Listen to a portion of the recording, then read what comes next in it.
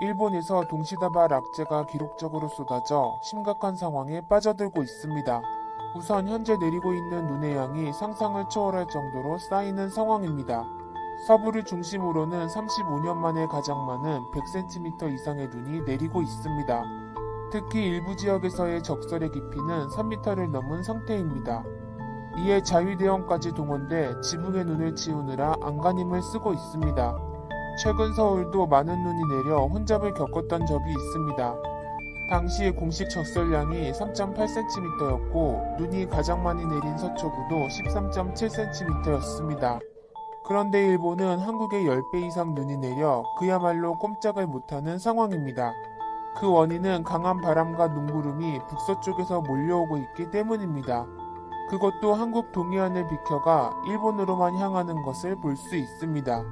게다가 강추위의 전력 사용량도 98%에 도달하며 곳곳에서 대규모 정전이 발생하고 있다는 소식입니다. 이에 일본인들은 여름에는 태풍과 홍수, 겨울에는 폭설, 때때로는 지진까지 난다며 한탄을 하고 있습니다. 그런데 이런 자연재해 말고도 코로나 대응은 더욱 심각한 상황입니다. 일본은 며칠 사이 확진자가 2배 이상 증가하며 하루 8,000명에 육박하고 있습니다. 한국이 작년 말 이후 확연히 감소세를 보이는 것과는 정반대의 모습입니다. 특히 도쿄의 상황이 심각한데 3일 연속 2,000명 이상의 확진자가 나온 것을 볼 수 있습니다. 7일 스가 총리가 비상사태를 발령했음에도 이미 늦은 모습입니다. 이런 상황은 도쿄올림픽에 대한 꿈도 접게 만들고 있습니다. 설문조사에 따르면 일본인 87%가 도쿄올림픽을 당장 중단해야 한다고 답하고 있습니다. 7일 현역 IOC 위원 가운데 가장 오랜 기간 재직한 딕 파운드 위원도 도쿄올림픽에 대해 장담할 수 없다고 밝혔습니다.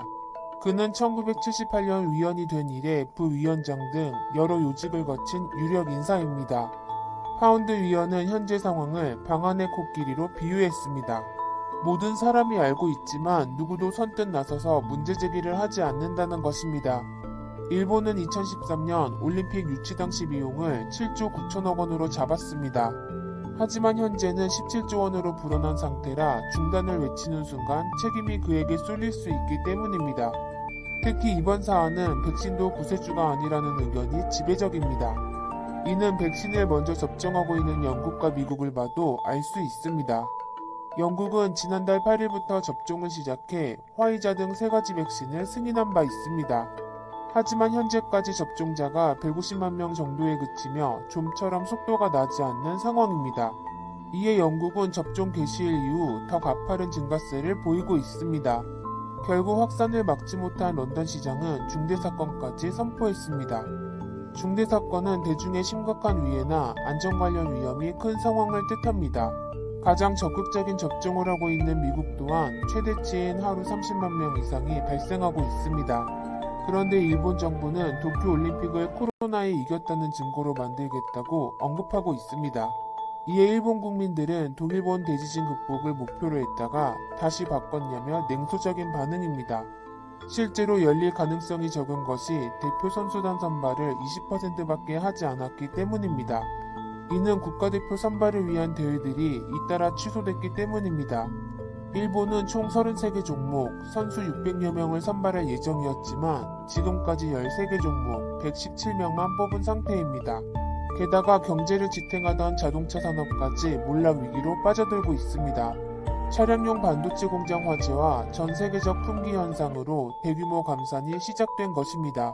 산케이 신문은 최근 토요타 등 주요 업체가 40에서 50% 감산이 있을 것이라고 밝힌 바 있습니다.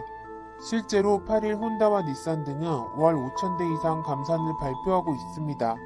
반면 한국은 차량용 반도체 주문이 밀려들어 한박 웃음을 짓고 있다는 보도입니다. 최근 애플이나 글로벌 전장업체들도 한국과의 협력을 타진하고 있습니다. 이에 현대차와 삼성전자의 주가는 올해 저점 대비 2배 이상으로 오른 상태입니다. 일본 수출 규제 후 내놓은 필승 코리아 펀드도 90% 이상 수익을 내고 있습니다. 게다가 코스피 지수 상승률은 G20 국가 중 단연 1위를 차지하고 있습니다. 이런 비교 상황이 오자 스가 정권은 다시 한번 한국 때리기로 반전을 노리는 모습입니다.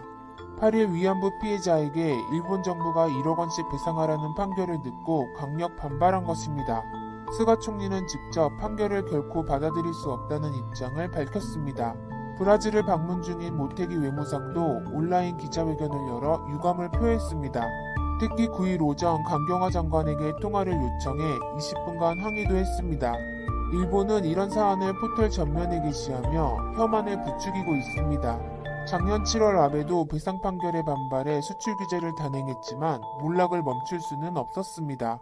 스가 또한 취임 100일 만에 지지율 74%에서 39%로 하락하며 되돌릴 수 없는 상황입니다. 과연 일본 정부의 올해 운명은 어떻게 될까요?